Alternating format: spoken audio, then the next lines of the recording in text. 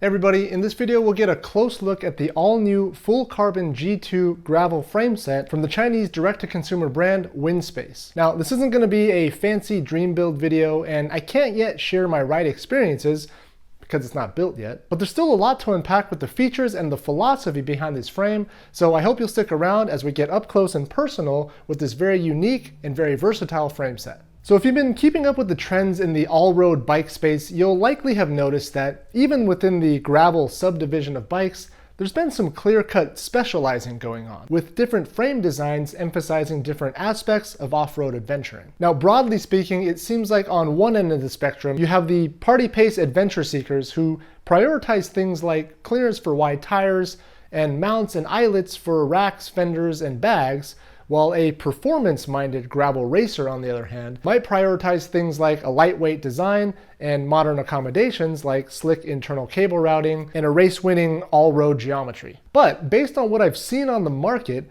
it seems rare to have a product offering that attempts to cater to both ends of the spectrum in a single design. And maybe there's a good reason for it, but Winspace embraced this challenge head-on when cooking up the G2 gravel frame set. Yes, the G2 gravel frame, on paper anyways, is as versatile as they come. And according to the company, that's the whole idea behind this frame, to give the customer all the options to build it up however they want. Oh, and before I forget, I should mention that Winspace did send this frame set over to the channel for review, but all thoughts and opinions are my own. So getting right into it, the G2 is a full carbon frame, fork, and seat post set that retails for a very reasonable $1,280 US as of late 2021. Now this here is a size small, and the frame itself weighs 1,207 grams, which is a touch over the stated 1,080, but I also didn't remove the derailleur hanger, so this is a bit of an overestimate. Now the uncut fork weighs 420 grams, and the uncut seat post comes in at 220 grams. Now up front, the frame features an integrated headset in the tapered head tube, and the full carbon fork features a D-shaped steerer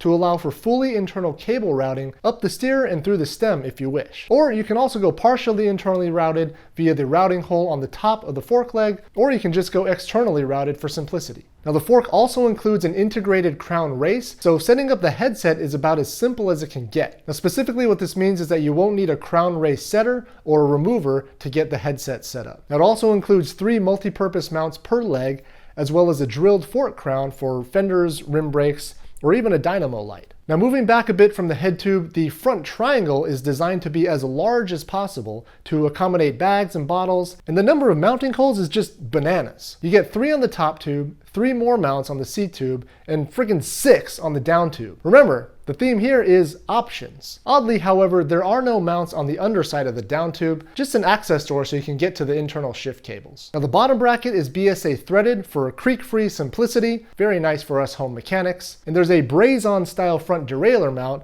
which is kind of funny that we still call it that, even on carbon frames. And of course you can remove it if you would rather run a 1x drivetrain. Now you may notice the dual dropped chainstay design, which allows for larger tire clearances without causing interference issues with the drivetrain in the typically very congested bottom bracket area. Now moving upward, you get a pretty standard alloy seat post clamp, which secures the 31.6mm diameter included carbon seat post in place. Now I know what you're thinking, that's a pretty wide seat post by today's standards. Now typically you'd see a much narrower seat post on a gravel bike to offer the rider some extra flex and comfort when rumbling along bumpy trails. Now maybe there's a reason they designed it this way, but again, I've yet to ride the bike, so I can't say for sure if it'll be overly stiff or not. Now the rear seat stays are relatively skinny, and they employ this interesting little bend, which I assume is to offer some more compliance in the rear end, and it also includes this little alloy bracket for mounting a rear fender, and it also offers mounts for rack brackets as well. Remember, options. The derailleur hanger is alloy and it's replaceable, which is pretty standard, and the bike uses a through axle design front and rear with a pretty standard 12 by 100 millimeters up front and 12 by 142 millimeters in the rear. The brake mounts are designed around a flat mount caliper with a 140 millimeter rotor, but as with most modern disc brake sets, you can easily use a flippable adapter to bump it up to 160 millimeter rotors if you want. Now, in the included accessory box, you also get a bunch of goodies. For starters, you get a set of alloy through axles with, and this I really appreciate, all the dimensions clearly labeled on the axles for easy replacement in the future if necessary. Remember, there's no such thing as a 12 by 100 axle or a 12 by 142 axle, as the dropout thickness, which varies from frame to frame, dictates the overall axle length required. Now, you do get a spare derailleur hanger, a spare seat post clamp, additional plugs and blanking plates for the frame, which you might use depending on your brake and shifting configuration. You also get a complete FSA integrated headset, a few carbon headset spacers,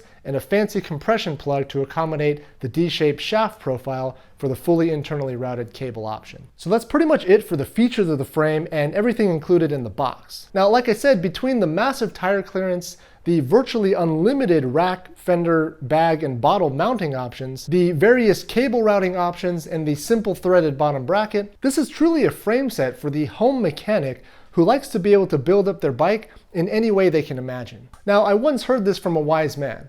If I tried to make a bike for everyone, I'd end up making a bike for no one. And while I totally understand that sentiment, I really think Winspace has something here with the G2 frame set. It's seemingly got every accommodation you'd want on an all-road bike, but it's still pretty sleek and lightweight. And with a modern geometry that's proportional to the frame size, meaning that all the dimensions, including the chainstays and seat stays, change depending on the size of the frame, it's really got a lot going for it. Now, I'd say probably the only downside on paper is simply the limited number of sizes. With 4 sizes ranging from extra small to large, it's definitely catered to the middle of the bell curve, which I understand. The frame set would certainly cost more if it offered more sizes to accommodate the tail ends of the distribution. Now, as far as color options go, up until a couple of weeks ago, there were 4 pretty basic options. You got red, green, blue, and black. I selected the muted black color, which I think looks pretty slick. It's got sort of a raw looking matte finish, and it isn't jet black, but more of a textured black, which I think looks pretty nice. However, upon checking the website more recently, I saw that they released this awesome 90s throwback color in bright pink, which in my opinion is super cool. It's called the Mullet, and it embraces a 90s aesthetic with a bright geometric design. To put it in 90s terms, I think it looks totally rad. Anyways, so you have your choice of 5 colors in 4 different frame sizes, and of course, the choice to build it up however you want. Now, of course, I haven't ridden the bike yet because, well, I haven't built it yet. But the plan is to build it up with 700C wheels, with some semi-knobby tubeless tires, and a 2x Shimano GRX drivetrain with hydraulic disc brakes. Partially because I think this represents a pretty middle-of-the-road and popular build style, so the subsequent review video ought to cater to more people. But also, let's be real here, that's just what I happen to have in the way of parts, and I don't have a partnership with Shimano or SRAM or Campy yet. Now, I should briefly mention the geometry, as this is a really big factor in how the bike will ride. And I left this discussion for last because this whole time I've been restating the company's design principle behind the bike, which is options and versatility, and the freedom to build it up however you want. But of course, the one thing that isn't flexible is the geometry. Now, how can one frame set be a comfortable, relaxed adventurer and a stiff, nimble, high-performance race rig? Well, realistically, it can't. No frame can really. It's just fundamentally different geometry and ride characteristics. So for the G2, I think the idea here is to employ a jack of all trades, master of none approach, which, don't get me wrong, I think it'll be totally appropriate for most riders. The stack and reach numbers on this small size frame are pretty middle of the road and ought to place the rider not too aggressively, but not too relaxed either. Now, the same can be said about most of the other measurements on this frame. For instance, the head tube angle at 70.8 degrees is relatively slack,